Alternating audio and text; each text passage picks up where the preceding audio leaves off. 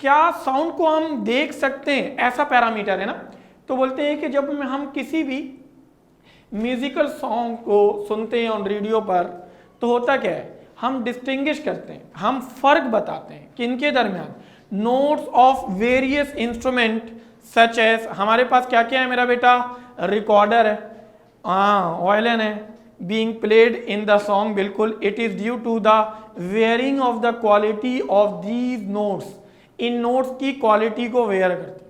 अब उसको where and tear में अगर मैं तुमसे डिस्कस करूं तो देखो बहुत सारी चीजें हमारे पास यहाँ पर मौजूद है, जैसे कि मैं तुम्हारे लिए डिस्कस कर रहा हूं, एक एक करके मैं आता हूं। देखो पहला क्या है, देखो एक वायलिन है, एक ऑबे है, और उसके बाद फ्रेंच हॉर्न है, और इस हॉर्न को बजाते वक्त तुम देख रहे हो, ठीक है, ये एक किस्म की बांसुरी होती है, एक किस्म की बांसुरी होती है, इसीलिए मैं उर्दू में भी ऊपर लिख कर ले आया, है ना भाई, ओके।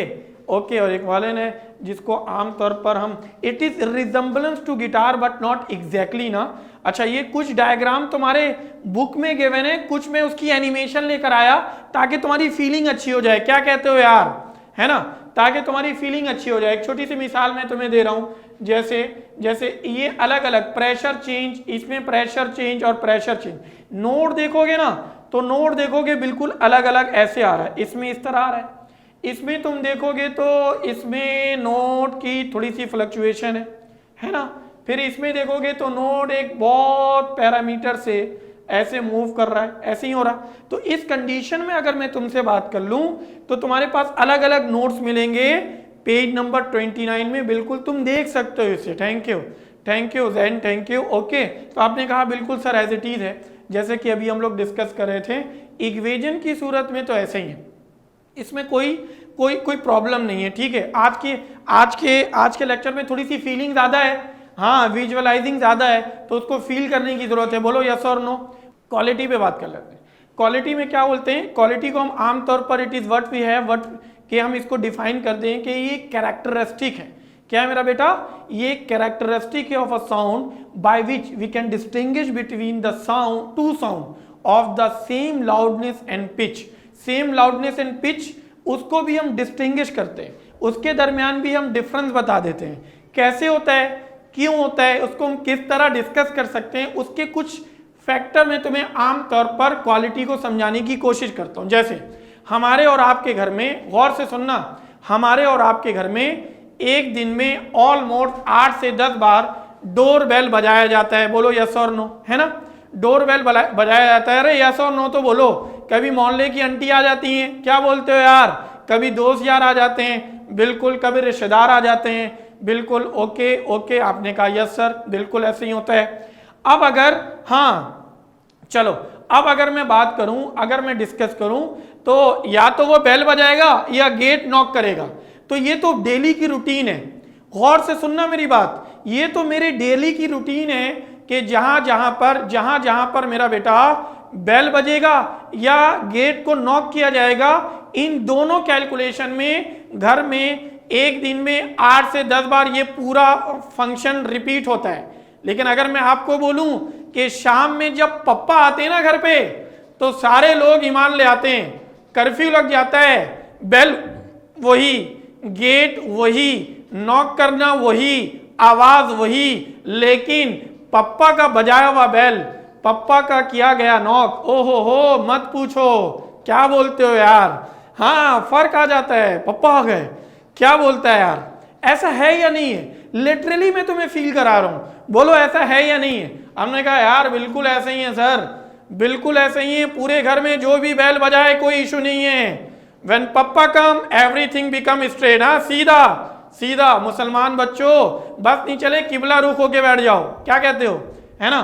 तो एक पैरामीटर तो हमारे पास ये हो गया कि आपने कहा हाँ यार सर ऐसे ही तो होता है यार, एक ही नोड है, एक ही पिच है, एक ही लाउडनेस है, लेकिन पप्पा का बजाया गया बेल और किया गया knock, it is always being different, it is always being different. Okay ना, ओके, तो कुछ फील आया, अरे बोलना है यार, कुछ फील आया, ओके की रिपोर्ट आई, डन हो गया मेरे बच्चों, बेस्ट आ गया, कितना, कैसी फील आई बोलो, आहा, चलो भाई कैसा फील आया, यस और नो मेरे बच्चों, परफेक्ट आ गया, क्या बात है यार, जबरदस्त हो गया, बेहतरीन फीलिंग आ गई, चलो एक तो ये कंडीशन आ गई।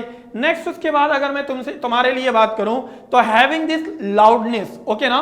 लाउडनेस क्या होता है? It is what we have, it refer to the ability to distinguish between a loud and a quiet sound. एक लाउड बहुत ज्यादा तेज, एक साउंड बहुत स्लो, आवाज धीमी, क्वाइट हल्की, ठीक। अगर मैं इन तमाम पैरामीटर को अलग अलग डिफाइन करूं तो देखो तुम्हारे लिए कुछ कुछ कुछ कुछ ये पैरामीटर्स बन रहा है ना, बोलो ऐसा ऐसा है। तो वेव को देखोगे तो वेव के लिए अलग अलग तुम्हारे पास क्या बन जाएगी, हाँ बिल्कुल। और यही डायग्राम तुम्हारे बुक में ही मौजूद, नोट करो, यही डायग्राम तुम्हारे बुक में ही मौजूद। क्या लिखा हुआ है भाई?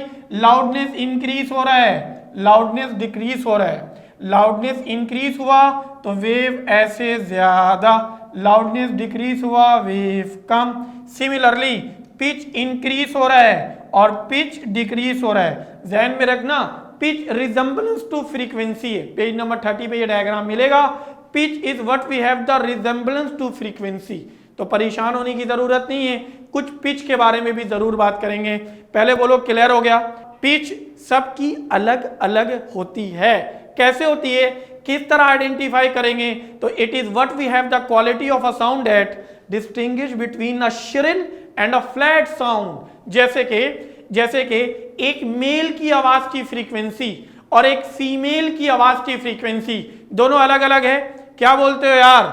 अगर मेल और फीमेल के बारे में मैं तुमसे बात करूं ना तो आवाज सुनकर, गौर से सुनो, आवाज सुनकर हम आइडेंटिफाई करते हैं ना, आवाज सुनकर हम आइडेंटिफाई करते हैं ना कि ये मेल की आवाज है या फीमेल की आवाज है। बोलो यस और नो, बोलो ऐसे ही होता है, बोलो ऐसे ही होता है ना। बिल्कुल आपने कहा हाँ यार सर ऐसे ही तो होता है। लेकिन अब सुनो, एक मेल की सबसे ज्यादा मैक्सिमम फ्रीक्वेंसी कितनी हो सकती है? तो याद रखना, एक मेल की आवाज की फ्रीक्वेंसी सबसे ज्यादा अगर मैं तुमसे बात करूं तो मेल की आवाज की फ्रीक्वेंसी 85 हर्ट्ज टू 155 हर्ट्ज होता है। बहुत गौर से सुनना, बहुत गौर से सुनना सारिम बेटा, बहुत इंपॉर्टेंट टॉपिक है, आगे पीछे नहीं होना है, ठीक है। आपने कहा सर ठीक है, मेल की आवाज की फ्रीक्वेंसी 85 टू 155 हर्ट्ज है। लेकिन फीमेल शुरू कहां से होती है? सुनो, फीमेल शुरू होती है बेटा 165 से 255 हर्ट्ज तक। इसीलिए कहते हैं बदतमीजी नहीं करो, धीमी आवाज से बात करो, जहां तुम खत्म होगे ना उसके बाद वो शुरू हो जाएगी। क्या बोलते हैं यार? ऐसे ही तो है, यही तो ये बेटा, ये पढ़ने लिखने का यही फॉर्मूला होता है कि जब बड़ा लिखा बंदा होता है ना धीमा हो जाता है, उसको पता है मेरी सबसे ज्यादा जो फ्रीक्वेंसी है ना वो कितनी है, 155। अबे जब मैं खत्म होऊंगा ना वो शुरू हो जाएगी। अब बता क्या करूं? हाँ बेहतरीन। Sound intensity, acoustic intensity, yes और no everyone? Then thank you. चलो एवरीवन चलें। साउंड इंटेंसिटी के बारे में मैं एक जनरल कंडीशन में तुम्हें बता दूं, it is what we have the intensity is equal to power upon time, oh area sorry, upon area. अगर इसको मैं तुम्हारे लिए डिस्कस करूं, मेरा बेटा, तो हमारे पास इसकी कंडीशन क्या आ जाती है, ये इसको मैं एनर्जी अपॉन टाइम भी लिख सकता हूं, है ना, डिवाइडेड बाय एरिया भी लिख सकता हूं। वेबर फ्रेशनल लॉ जाके आगे पढ़ोगे, उससे पहले ये टॉपिक पढ़ोगे इंटेंसिटी वाला। और इसको अगर मैं तुम्हारे लिए डिस्कस करूं तो ये energy it is being a into T, area into time. Unit में देखोगे तो ये बेटा बन जाएगा वॉट्स, है ना, डिवाइडेड बाय मीटर का स्क्वायर। चलो ओके, यूनिट भी लिखा हुआ है, कोई परेशान होने की जरूरत नहीं है मेरे बच्चे, बिल्कुल जर्नल कंडीशन समझाऊंगा, बहुत अच्छे से तुम्हें समझ में आ जाएगी बेटा। चलो ओके, आपने कहा ओके की रिपोर्ट है, थैंक यू मेरा बच्चा। तो मैं क्या कह रहा हूं, देखो एक साउंड के एक सोर्स है, देखो यस और नो, बोलो साउंड का एक सोर्स है ना, ये साउंड इंटेंसिटी है पावर पर यूनिट एरिया के लिहाज से।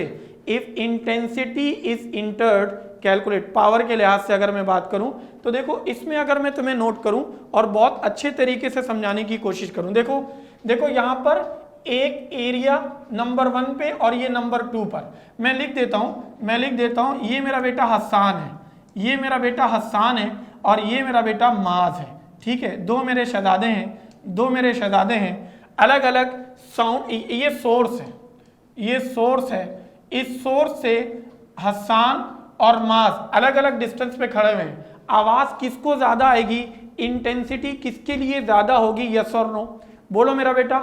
जी एवरीवन, हसान के लिए होगी या मास के लिए? जी एवरीवन, अनफर्स्ट थैंक यू। हसान के लिए ज्यादा होगी क्योंकि हसान का एरिया यहाँ पर कम हो गया। अरे यार क्या बोलते हो, हसान का एरिया कम हो गया, इंटेंसिटी बढ़ गई, तो वो सोर्स से जितना करीब हो गए इंटेंसिटी ज्यादा। क्या बात है, माज आर यू देयर मेरा बच्चा? ओके की रिपोर्ट आई, बोलो डन हो गया, बेहतरीन समझ आ गया। यूनिट क्या है बेटा? जी इसकी यूनिट है वॉट पर मीटर स्क्वायर।